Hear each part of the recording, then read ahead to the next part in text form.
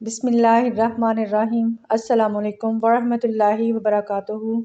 لاکھوں کروڑوں درود و سلام حضرت محمد صلی اللہ علیہ وآلہ وسلم اور ان کی آل پر۔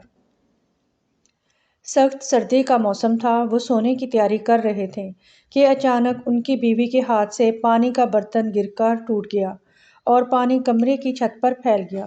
انہیں بہت پریشانی ہوئی کہ اب پانی نیچے ٹپکے گا اور نیچے ٹھہرے مہمان پر اگر پانی گر گیا تو انہیں تکلیف ہوگی۔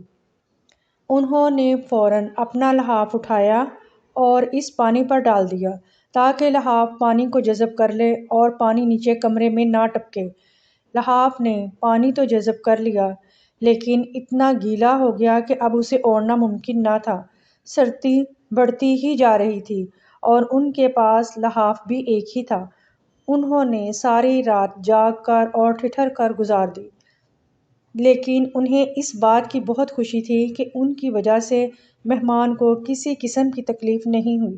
یہ میزبان حضرت ابو ایوب انصاری رضی اللہ تعالیٰ عنہ اور ان کی بیوی ایوب انصاریہ رضی اللہ تعالیٰ عنہا تھی اور ان کے گھر مہمان محبوب خدا نبی کریم صلی اللہ علیہ وآلہ وسلم تھے۔